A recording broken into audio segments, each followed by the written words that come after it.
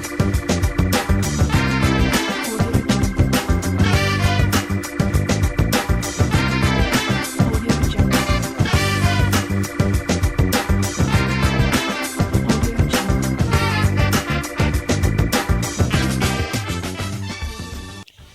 family, welcome to another episode of Intimate Conversations with Isa Favored. Woo. Beautiful day it is, beautiful topic, wonderful guest. I'm just super excited. We're educating. We're in October, ne? Did you know? Remember when we grew up, we used to have amateur piece written, did you know? So I'm going to do it, did you know on you. Did you know that 18th of October, it's World Menopause Day? Yeah, I never thought I'd be talking menopause, but namige age, but you'll realize that menopause has got nothing to do with age. Before I get on it, have you subscribed to the channel? If you haven't, please do so. Subscribe. I have a beautiful, wonderful woman who has become a sister as my guest today. You gotta love her. You got to love her. If you meet her and you don't love her, I don't know, there's something wrong with you. I have the wonderful, fabulous Xoli kaMadlala. Let me tell you a little bit about her, so that we get on to the conversation. So she is a well-regarded menopause advocate. She's a public speaker and a menopause policy advisor. Can you believe that this is such a field that even needs... guys, you don't understand. So she does work with corporates, with groups, with individuals and couples to educate, empower, and remove the stigma and demystify the myths around menopause. Generally when we talk menopause, I was also guilty. It's when we see them hot flashing and you're like, hey, age figile, and we do all that. But there's so much more to it. You will get to hear it today. We are pressed for time. And thank you so much. We had to squeeze a whole lot of things for this to happen so that we're able to cover it in the month of October when it is World Menopause Day.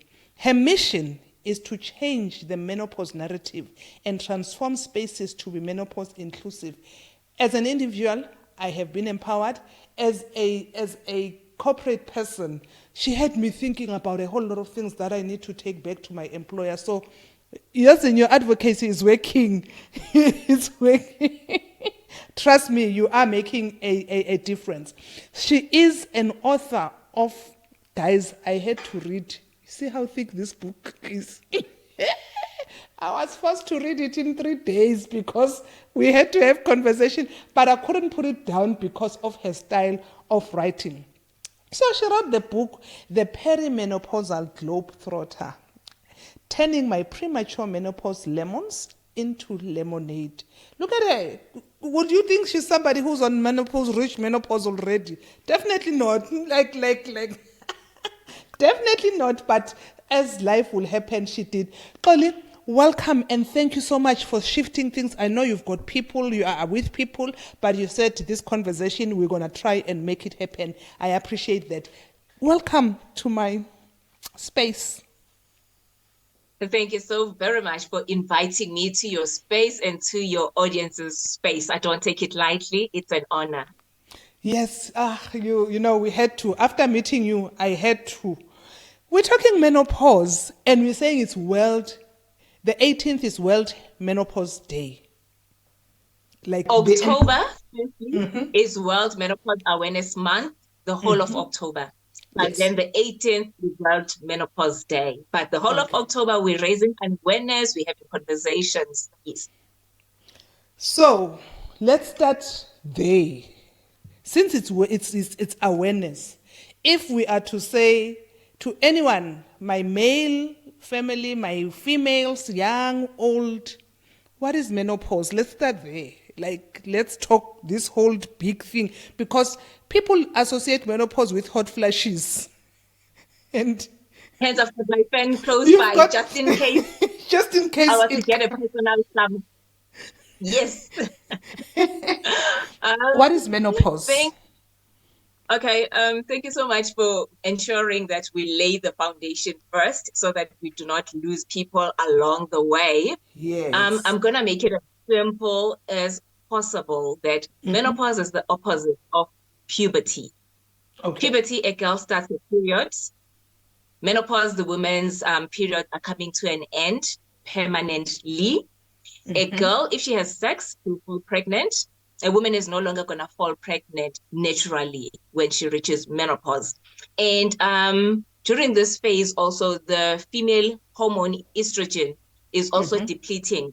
That is why then you will find that as women are approaching menopause, they will be fraught with so many symptoms. And this hormone is responsible for our functioning from the top of our head to the bottom of our feet. Mostly, we always speak hot flushes when we speak about the symptoms that are leading to menopause. We speak about the weight gain. We speak about maybe vaginal dryness or loss of libido for some women. But the symptoms are a lot. As I say, since they start from the top of our head, some women, they can have their hair thinning, their hair falling off, either struggle with bringing in the ears, dry skin, sore breasts, and it goes on, achy joints. And then there's also the emotional symptoms where the women, they find themselves so moody, they're so irritable, they've got this maddening rage, like they go from 0 to 100 now, almost over a small thing that wouldn't normally piss them off.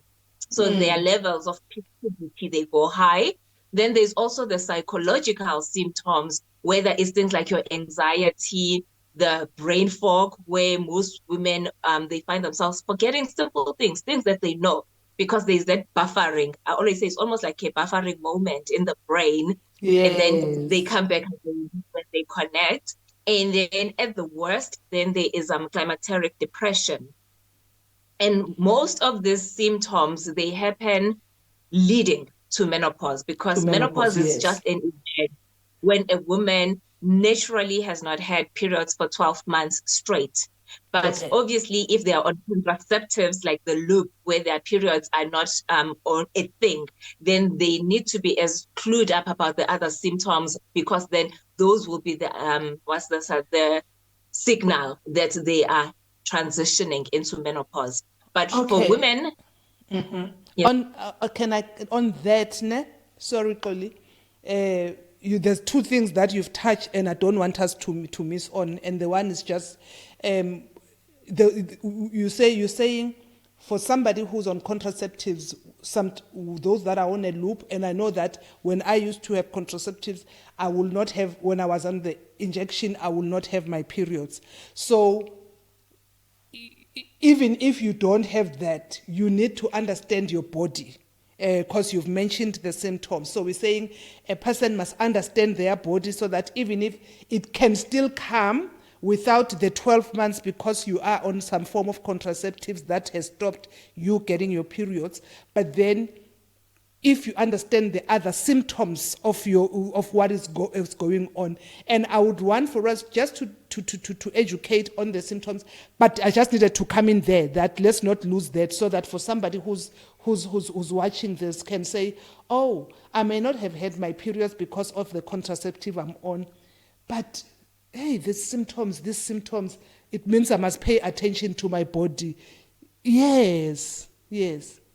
And I'm glad that you actually stopped to really highlight on that, because as I said, that most women, they always think that their periods is their biggest indicator when they're transitioning into menopause. And that period of transition is called perimenopause. Yes. It can take a few years for some women. For some, it can take 10 years, others as long as 14 years. And during that time, the periods are becoming irregular for those that are getting periods. So you'll find that the periods are there maybe for 2 months, then they disappear for 3 months, and then they come back for 5 months, they disappear again. So it can be that back and forth for a number of years.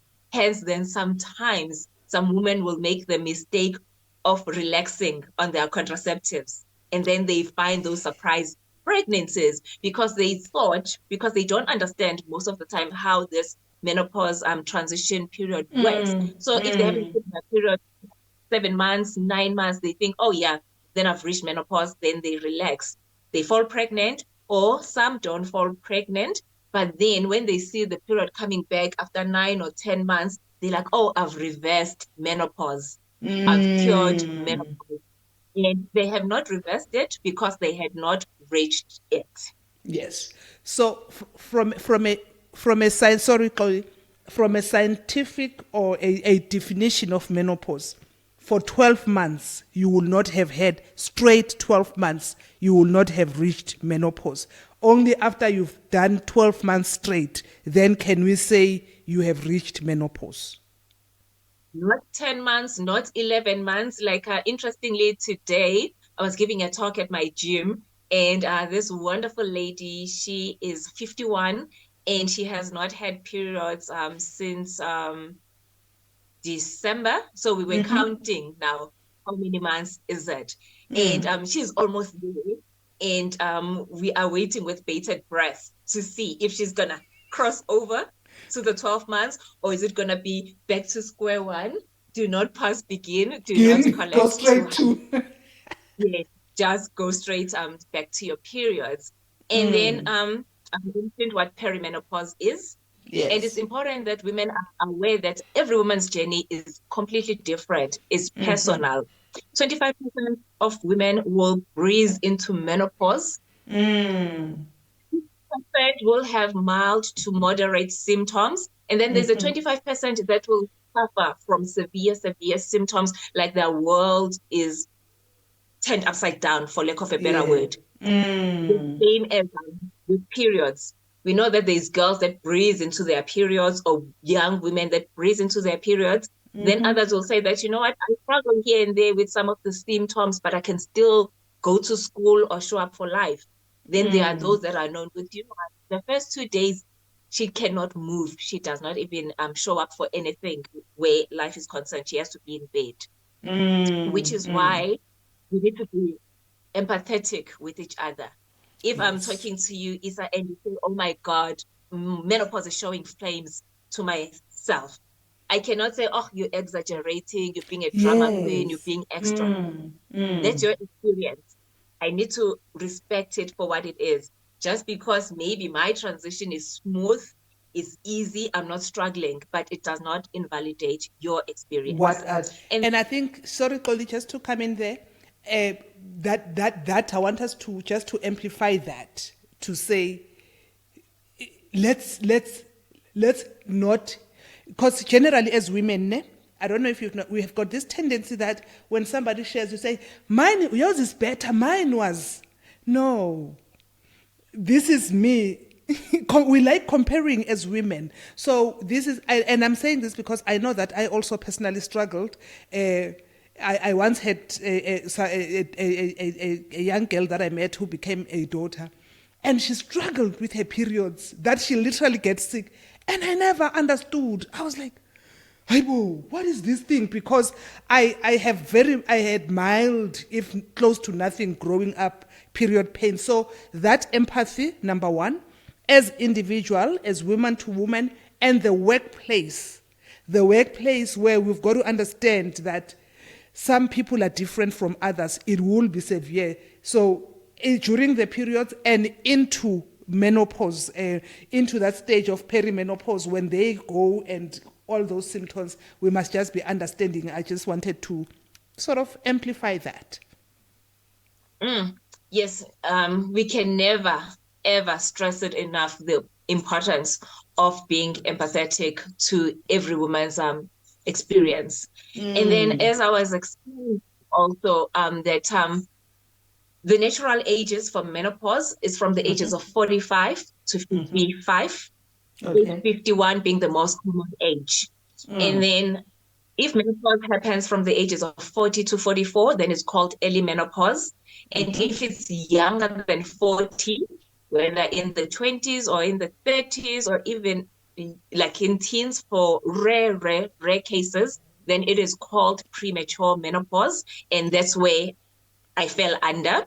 Yes. And then the last two terminologies that I'd like us to quickly touch on, because I know obviously that we press for time, then there is surgically induced menopause. That is when a woman has done a certain surgery that led them to surgically induced menopause, whether they had a hysterectomy. We know that we're living in the days where there's different cases, whether it's fibroids or cysts, or sometimes women suffering from severe pain, and they feel like, you know what, I'm no longer going to be having children.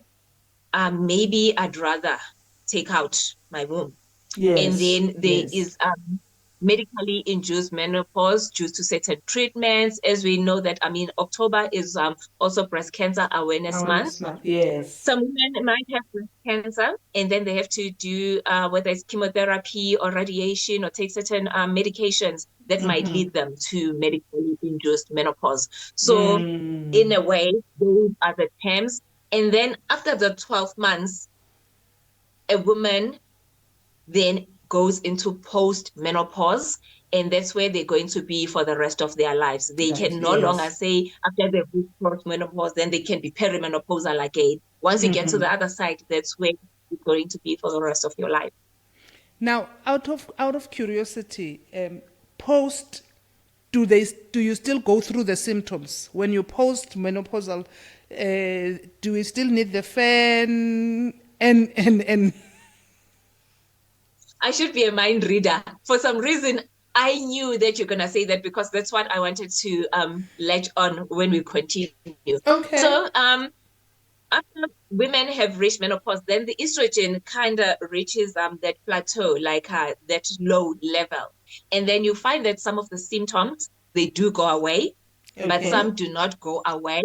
They might find actually getting newer ones. So every woman's experience is going to be different. Some will say that, at the moment I'm thinking post-menopause, like everything went away. Others were like, what, it was here and there, but do the things subside? Yes, most of the symptoms, like for example, with me, my hot flashes, they have subsided. I've been in postmenopause for almost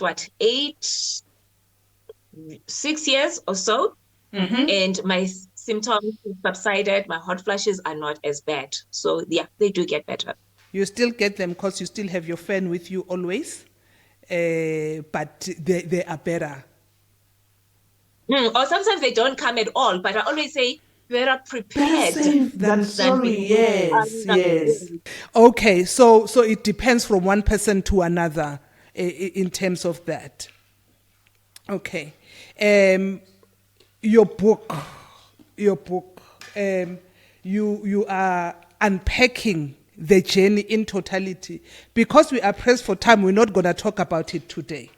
We're not going to talk about it today. Today, we are introducing the topic. I want us to go to the issue of, just to explain it, also unpack it further a little bit, that a child is born, the eggs, as to what actually causes this cessation, stopping of periods. Just take us a little bit back there to. One thing also that I think I must emphasize on is we spoke about early menopause and premature menopause. When a woman suspects that she is transitioning into menopause during those ages, they can't just say, okay, take the symptoms, that's it. They need to go for consultation so that they can have the right tests done that confirm that indeed it is menopause. Because some of these symptoms, they are sometimes the same for other conditions. You find that, you're saying, oh my God, sweats, I'm struggling. But somebody also that has got TB can be saying, I struggle with, Yes. yeah. And Yes. someone that that suffers from PCOS also. Some of the symptoms of PCOS and menopause are almost the same. So it is very important that a woman cannot say, okay, Dr. Google, as much as we love Dr. Google and it serves a purpose, but it does not replace the medical practitioner or doing certain tests. And then you were then asking about a girl when they are born. They're born with all the eggs that they're gonna have for the rest of their lives. Unlike men they reproduce their sperm. So Yes. with us as girls, as we grow through life, we shed these eggs even before they are mature, even before we hit puberty. So we're born with almost like between 1 to 2 million eggs, and we keep shedding them even though they're not grown. And then we hit puberty, then now the periods, they start, like, the whole process every month that we go through. So Yes. either a girl falls pregnant, then obviously then there is no period for the next 9 months. And if she's not pregnant, then she continues to release eggs, and then we continue to keep shedding eggs. And that is why then when we reach menopause, or that's why actually, let me say, make it easy. That's why even the period starts becoming irregular also, because of this makeup that is happening inside our bodies. And then by the time when we reach menopause, then it's like eggs are done for. There is nothing else. Hence, even if a woman say it was premature menopause that they went into, making an example with me, my gynae had to have a conversation with me to find out that did I want to have children? Because then if I wanted to have children, we're going to have to explore other options. Whether, I mean, if I had a sister, because then I could have used my sister's eggs. We could have looked at IVF. We could have looked at surrogacy. We could have looked at adoption. So it is very important that we are well versed into this whole egg process, because also we always get taught that eggs, as we get older, their quality is no longer as optimum as when we're young. That's when some medical practitioners will encourage having conversations also with their female patients to say, maybe you're chasing your dreams, you're chasing your career, you're chasing your goals, maybe waiting for the right partner, you're waiting for marriage. So you feel like you don't want to have children, but you know that you want to have them. Then do you want to look at the freezing your eggs so that when you decide years later to have children, then you can use those eggs. Those eggs. And I'm not sure, because you're in the space, I'm not sure whether those are conversations that are held as frequently as they should be, because I think the now generation is unlike our generation and before us, the 70s, 60s. It was like in your 20s, then naturally it's kids. But the late 90s into 2000, no, they want to chase their dreams. So it's time to check so that they can do all the necessary tests that can assist them to know how much time, if something like that is possible, freeze for when you are ready. No, it is important that we normalize these conversations, because I mean, really, they are not a thing. They were not. Even I myself was so surprised, because I only had the conversation with my sister. I think it was either last year or the year before last, because she had her firstborn at 30, and then now I was asking her, because I mean it's like almost 4. Okay, now he's 4, but he was almost 3. Then I asked her, what's your plan? Do you still want to have more children?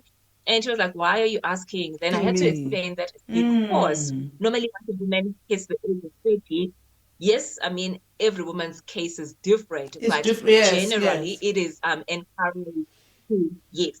And then that's when she had that penny drop moment. And then, I mean, she had to think to herself, does she want to have another child? Does she not want? But I was able to lead her to the conversation with self and possibly with her partner. And the beauty of it was that my mom was also sitting there with us. So we were having a lovely intergenerational conversation, which is some of the things that we really need to have more of. Because most women will be like, you know what? I don't really fully know my mom's menopause journey. I remember just seeing her maybe fanning herself, or now suddenly getting moody. We are teta, we are chicana, brain fog here and there. So the more we have these conversations and also hear from the previous generations, because sometimes some of them, when you speak to them, they'll go like, oh no, my menopause transition was easy. But when you have probing questions, you get to understand that it was not easy. It's just that maybe they got the symptoms that they did not know about. Because as I normally mention that more research is being done, more women speaking up, then the list of the symptoms is increasing.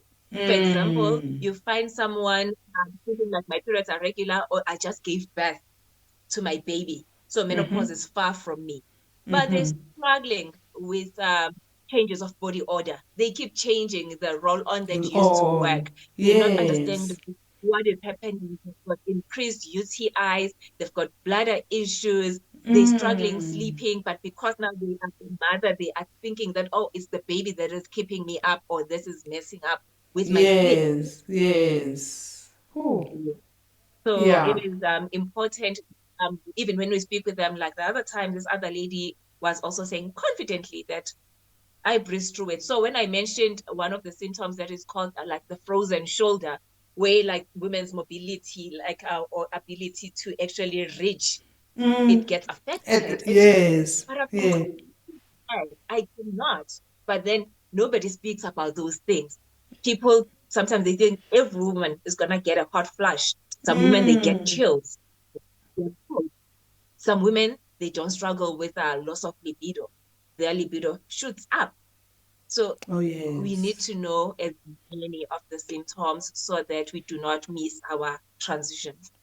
And one of the things you spoke about, as I know your time, so I'm trying to accommodate your time. We are gonna do a follow up one of these days. One of the things as we talking about noting this, you mentioned something which has stuck with me, and you've also mentioned it now, that the lady at the gym you are tracking. You know, when you were saying celebrate those. I remember when I had my period, my mom called umamkhulu wami, and I was wondering, and she was like, no, Namsa, ke mosadi yanong. I'm like, ke mosadi wa mang? But it was a big thing in the family that my mom had to call umamkhulu to say that, hey, that time. So the closure also just there to say, oh, it's actually 12 months now. It's that cupcake, that whatever, whichever way that you want to mark that in you, you know. We need to. We need to. Yes, Like some yes. of us were robbed of opportunity because we did not know that we had reached that part. But I always say, whoever that has got that opportunity, like mark that moment and also look forward to the positives because normally we speak more menopause and we're always focusing on the struggles that come with it. Yes, But then there's yes. also the positives. We're even touching on some of them. Firstly, no worries or pregnancy scares because I mean, like, really, you're not gonna fall pregnant now.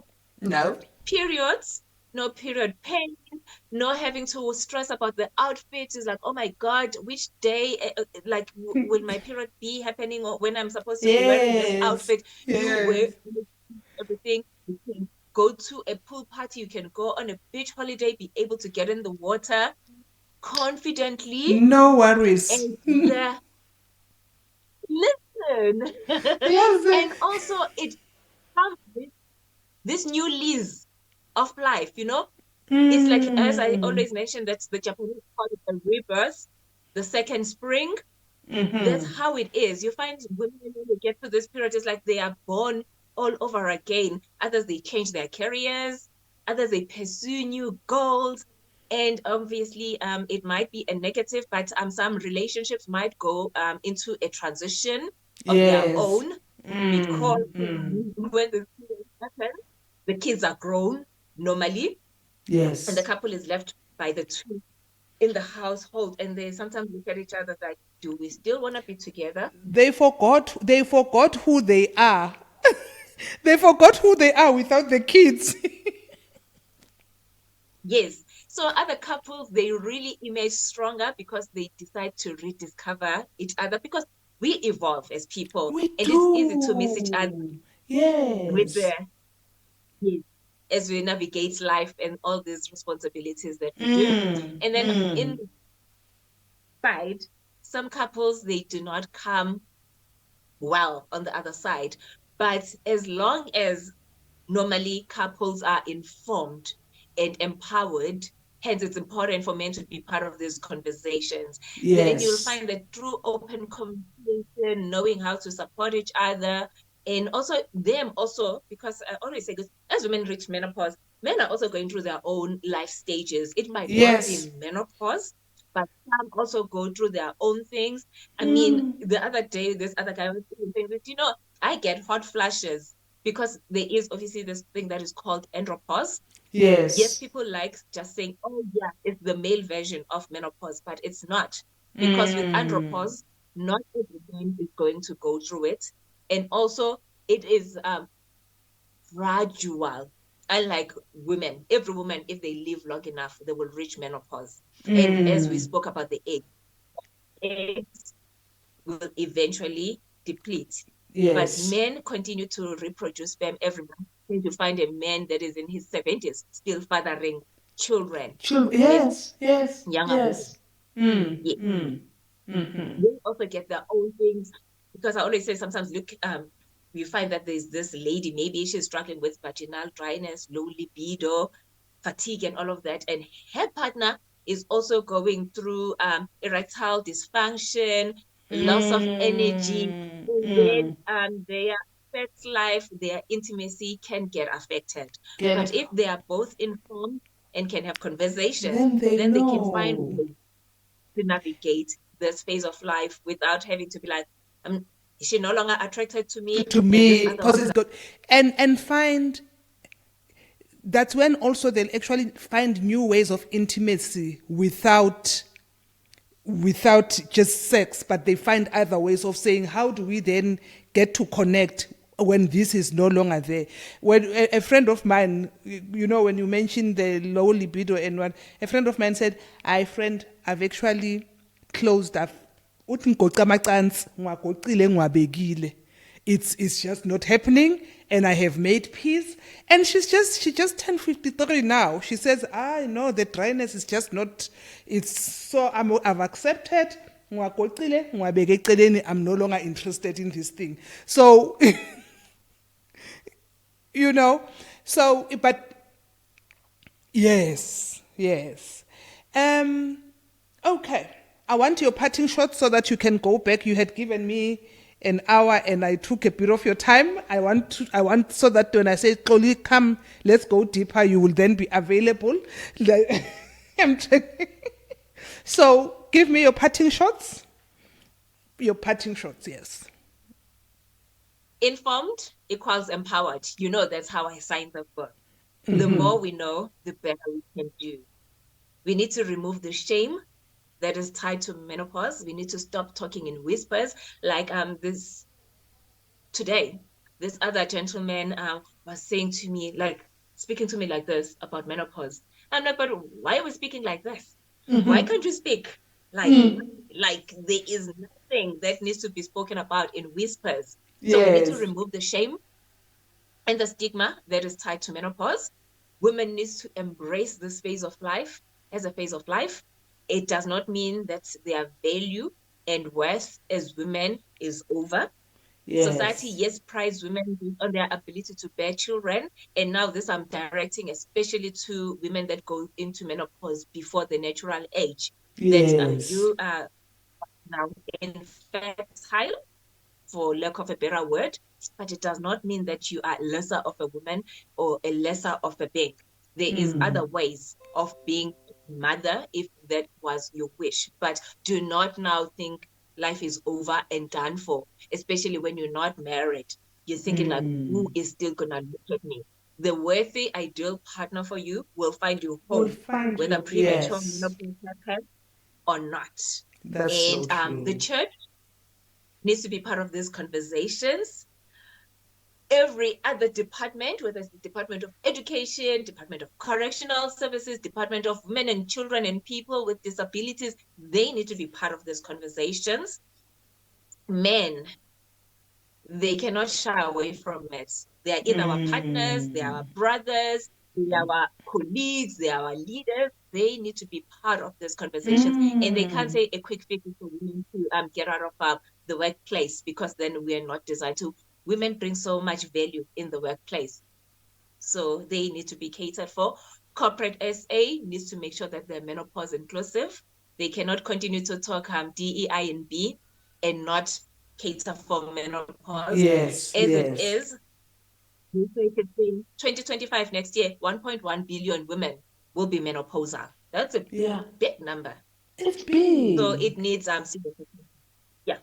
Yeah. Thank I you will so wrap much. my passing short here. It could go on and on and We could on. go on. Family, you've heard it. We had to touch on the conversation today. We had to touch on it in this month because it is a part of who we are. And we aim to empower. And when you are empowered, when you have knowledge, they say knowledge is power. It's even worse when you apply it because then you are able to accommodate and I think for me it's very relevant because ama-70s silapho nje ama-70s silapho nje busy. So let's talk about this. It's nothing that you should be ashamed of. It is a journey of life that we are going through, and let's just be understanding more than anything. Let's be empathetic to each other and let's help each other. Kids at home, understand your parents also, because if you're a child at home and you have a mother who is, let's understand them. We are going to continue with this conversation, but we just needed to say today, let us introduce it, let's talk about it, and let's create awareness. I want us to, you really have to please get yourself a copy of this book. You have to get a copy of this book. Yay! You have to get a copy of this book because, oh my goodness, you have to. It will empower you as an individual, as a child, as a partner, as a woman. Let's get this book and let us be empowered. Xoli is available. I'm going to put her socials. She's available on socials. She's doing a whole lot of awareness. You can find her there. You can ask her a little bit more questions. Her details, we're going to put them there so that you can be able to find her. Thank you so much, Xoli, for coming through. And thank you for accommodating. Enjoy the rest of your evening. And thank you, and tell the people you're with thank you that they were able to release you. Until next time at home, if you have not subscribed, please make sure that you subscribe to the channel, click the notification button, and stay empowered. We see each other next time.